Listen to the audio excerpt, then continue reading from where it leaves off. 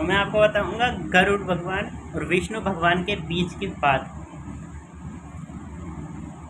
आपको ये सब कहाँ मिलेगा? आपको ये सब गरुड़ पुराण में मिलेगा और सरद्वार कांड में। ठीक है, तो गरुड़ जी एक बार पूछते विष्णु भगवान से, हे देव, आपने भक्ति मार्ग का अनेक प्रकार से मेरे समक्ष वर्णन किया है और भक्तों को प्राप्त होने वाली उत्तम गति के विषय में भी कहा है। अब हम भयंकर यम मार्ग के विषय में सुनना चाहते हैं। हमने सुना है कि आपकी भक्ति से विमुख प्राणी वहां नरक में जाते हैं। भगवान का नाम सुगमता पूर्वक लिया जाता है। जिह्वा प्राणी के अपने वश में है तो वो भी लोग नरक को जाते हैं। ऐसे अधम मनुष्यों को बार बार धिक्कार है। इसलिए है भगवान, पापियों को जो गति प्राप्त होती है तथा यम मार्ग में जैसे वह अनेक प्रकार के दुख प्राप्त करते हैं, उसे आप मुझे कहिए। मतलब यम मार्ग का वर्णन पूछना चाह रहे गरुड़ देव। भगवान जी बोलते हैं, हे पक्षेंद्र, सुनो, मैं उस यम मार्ग का विषय में कहता हूँ जिसे मार्ग में पापीजन नरक की यात्रा करते हैं और जो सुनने वाले भी भयावह है। हे ताक्षण्य, जो प्राणी सदा पाप परायण है, दया और धर्म से रहित है, जो दुष्ट लोगों की संगति में रहते हैं, सत्य शास्त्र और सत्संगति से विमुख है, जो अपने को स्वयं प्रतिष्ठित मानते हैं, अहंकारी है तथा धन और मान के मद से चूर है, आसुरी शक्ति को प्राप्त है तथा देवी संपत्ति से रहित है, जिनका चित्त अनेक विषयों में आसक्त होने से भ्रांत है, जो मोह के जाल में फंसे हैं और कामनाओं के भोग में ही लगे हैं। ऐसे व्यक्ति अपवित्र नरक में गिरते हैं। जो लोग ज्ञानशील है वह परम गति को प्राप्त होते हैं। पापी मनुष्य दुख पूर्वक यम यातना का प्राप्त करते हैं। पापियों को इस लोक में जैसे दुख की प्राप्ति होती है और मृत्यु के पश्चात वे जैसी यम यातनाओं को प्राप्त होते हैं, उसे सुनो। यथोपार्जित पुण्य और पापों के फल को पूर्व में भोगकर कर्म के संबंध में उसे कोई शारीरिक रोग हो जाता है, आदि मानसिक रोग और व्याधि रोग से युक्त तथा जीवन धारण करने की आशा से उत्कंठित उस व्यक्ति की जानकारी के बिना ही सर्प की भांति बलवान काल उसके समीप आ पहुंचता है। उसे मृत्यु की संप्राप्ति की स्थिति में भी उसे वैराग्य नहीं होता है। उसने जिनका भरण पोषण किया था उन्हीं के द्वारा उसका भरण पोषण होता है। वृद्धावस्था के कारण विकृत रूप वाला और मरणाभिमुख वह व्यक्ति घर में अवमानना पूर्वक दी हुई वस्तुओं की कुत्ते की भांति खाता हुआ जीवन व्यतीत करता है। वह रोगी हो जाता है, उससे मंदाग्नि हो जाती है और उसका आहार तथा उसकी सभी चेष्टाएं कम हो जाती है। प्राणवायु के बाहर निकलते समय आंखें उलट जाती है, नाड़ियां कफ से रुक जाती है और उसे खांसी और श्वास लेने में प्रयत्न करना पड़ता है तथा कंठ से गुरगुर शब्द निकलने लगते हैं। चिंता मग्न स्वजनों से गिरा हुआ तथा सोया हुआ वह व्यक्ति कालपाश के वशीभूत होने के कारण बुलाने पर भी नहीं बोलता। इस प्रकार कुटुंब के भरण पोषण में ही निरंतर लगे रहने वाला अजितेंद्रिय व्यक्ति, यानी अंत में रोते बिलखते बंधु बांधवों के बीच उत्कंठ वेदना से संज्ञा शून्य होकर मर जाता है। हे गरुड़, उसे अंतिम क्षण में प्राणी को व्यापक दिव्य दृष्टि प्राप्त हो जाती है, जिससे वह लोक परलोक को एकत्र देखने लगता है। अतः चकित होकर वह कुछ भी कहना नहीं चाहता है। यमदूतों के समीप आने पर सभी इंद्रियां विकल हो जाती है, चेतना जड़ीभूत हो जाती है और प्राण चलायमान हो जाते हैं। आतुर काल में प्राणवायु के अपने स्थान से चल देने पर एक क्षण भी एक कल्प के समान प्रतीत होता है और 100 बिच्छू के डंक मारने जैसी पीड़ा होती है। वैसी पीड़ा उस समय उसे अनुभव होने लगती है। वह मरणासन व्यक्ति पेन उगलने लगता है और उसका मुख लार से भर जाता है और पापी जनों के प्राणवायु गुदा द्वार से निकलते हैं। मतलब जो पापी लोग हैं उनकी प्राणवायु पीछे से निकलते हैं। उस समय दोनों हाथों में पाश और दंड धारण किए नग्न दांतों को कटकटाते हुए क्रोधपूर्ण नेत्र वाले यम के 2 भयंकर दूत समीप में आते हैं। उनके केस ऊपर की ओर उठे होते हैं, वे कोए के समान काले होते हैं और टेढ़े मुख वाले होते हैं और उनके नख आयुध की भांति होते हैं। उन्हें देखकर भयभीत हृदय वाला वह मरणासन प्राणी मल मूत्र का विसर्जन करने लगता है। अपने 5 भौतिक शरीर से हाय हाय करके चिल्लाता हुआ तथा यमदूतों के द्वारा पकड़ा हुआ वह अंगुष्ठ मात्र प्रमाण का पुरुष अपने घर को देखता हुआ यमदूतों के द्वारा यातना देह से ढककर गले में बलपूर्वक पासों से बांधकर सुदूर यम मार्ग पर यातना के लिए उसी प्रकार ले जाया जाता है जिस प्रकार राजपुरुष दंडनीय अपराधी को ले जाता है। इस प्रकार ले जाते हुए जीव को यमदूत के तर्जना करके डराते हैं तथा नरकों के तीव्र भय का पुनः वर्णन करते हैं। मतलब जब व्यक्ति की मृत्यु हो जाती है ना, तब दो यमदूत आते हैं और वो उसे लेकर जाते हैं और उसे डराते रहते हैं बीच बीच में। यमदूत कहते हैं कि हे दुष्ट, शीघ्र चल, तुम यमलोक जाओगे, आज तुम्हें हम सब कुंभी पाक आदि नरकों में शीघ्र ही ले जाएंगे। कुंभी पाक का वर्णन आगे आएगा। इस प्रकार यमदूतों की वाणी तथा बंधु बांधवों का रुदन सुनता हुआ वह जीव जोर से हाहाकार करके विलाप करता हुआ और यमदूतों द्वारा प्रताड़ित किया जाता है। यमदूतों की तर्जना से उसका हृदय विदीर्ण हो जाता है और वह कांपने लगता है। रास्ते में उसे कुत्ते काटते हैं और अपने आप पापों का स्मरण करता हुआ वह पीड़ित जीव यम मार्ग में चलता है।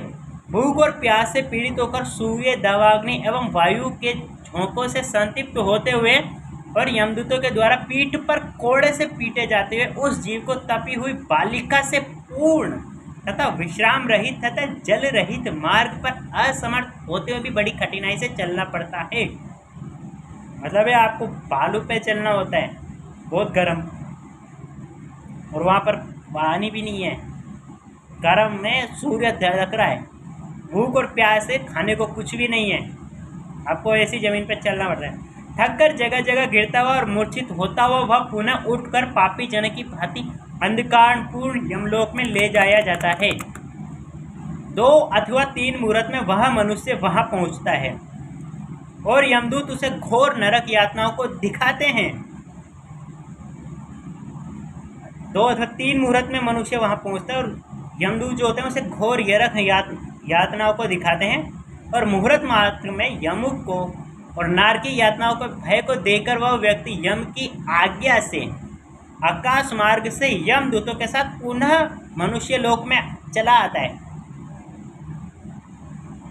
मतलब है कि मनुष्य एक बार मर जाता है ना, तो उसकी आत्मा तो यमदूत ले जाते हैं और वहाँ से दिखाते हैं कि यम नरक लोक कैसा है, नरक की यातनाएं कैसी होती है।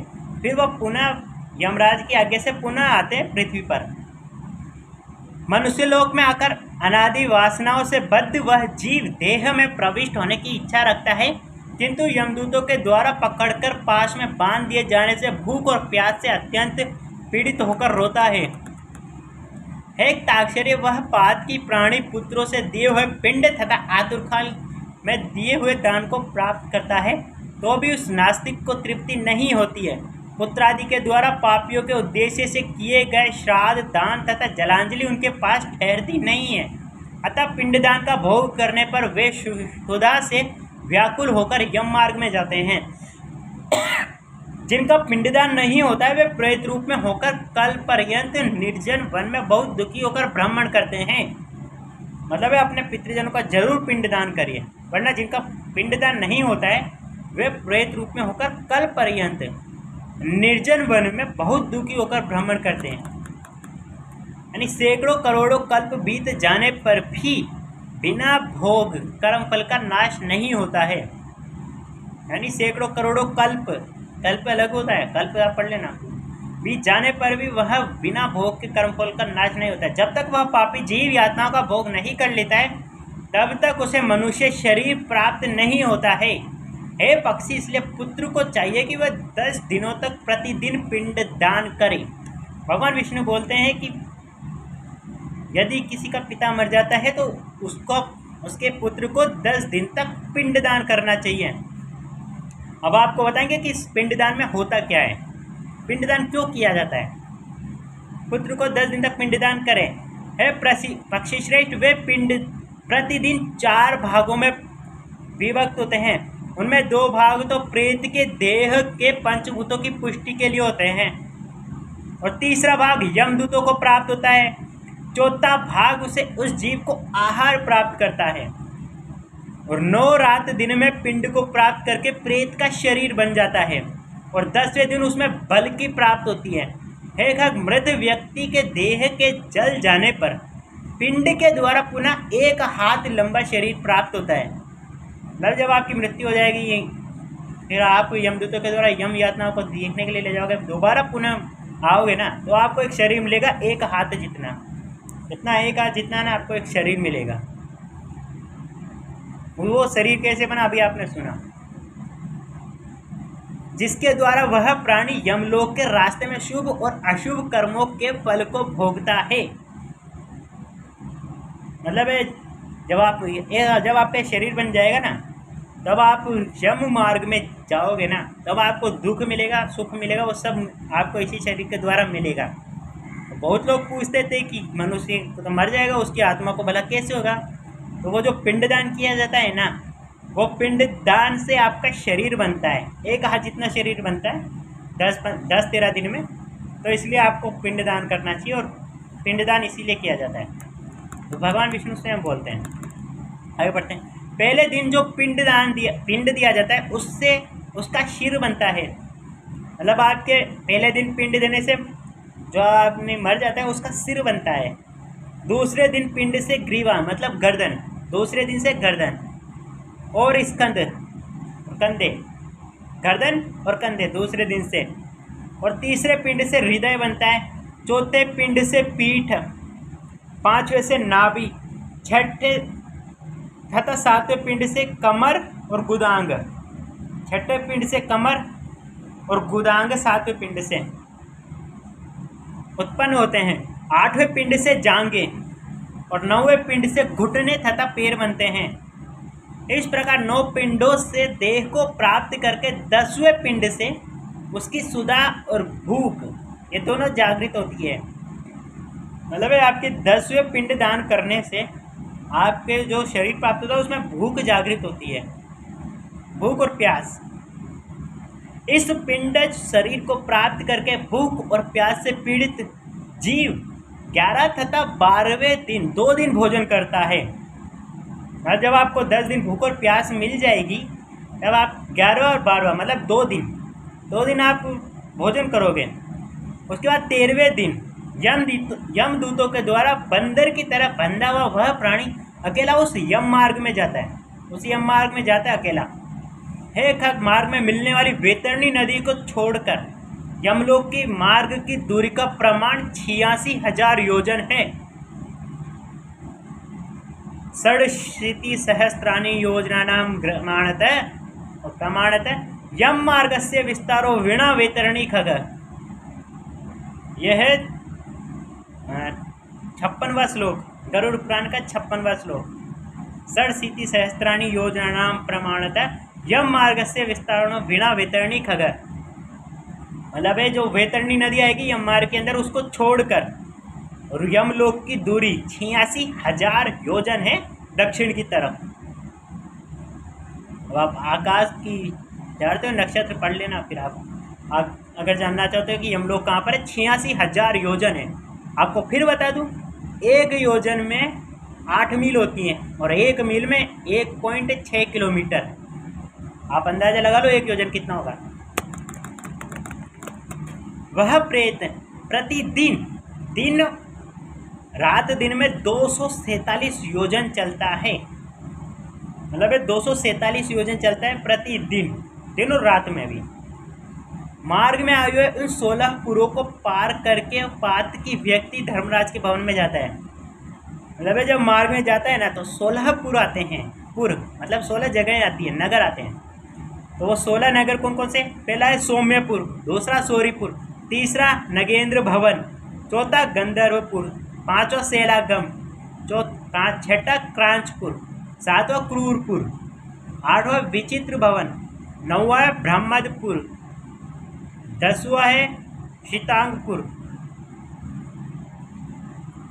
नहीं 10वां है दुखदपुर, 11वां है नानाक्रंदपुर, 12वां है सुतप्त भवन, 13वां है रौद्रपुर और 14वां है पयोवर्षणपुर, 15वां है शीताड्यपुर तथा 16वां है बहुभीतिपुर। इनको पार करके इनके आगे यमपुरी में धर्मराज का भवन स्थित है। यमराज के दूतों के पास से बंधा हुआ पापी जीव रास्ते भर हाहाकार करता और रोता हुआ अपने घर को छोड़ करके यमपुरी को जाता है। इस तरह यहाँ से पहला अध्याय समाप्त होता है। आपको दूसरा अध्याय अगली वीडियो में।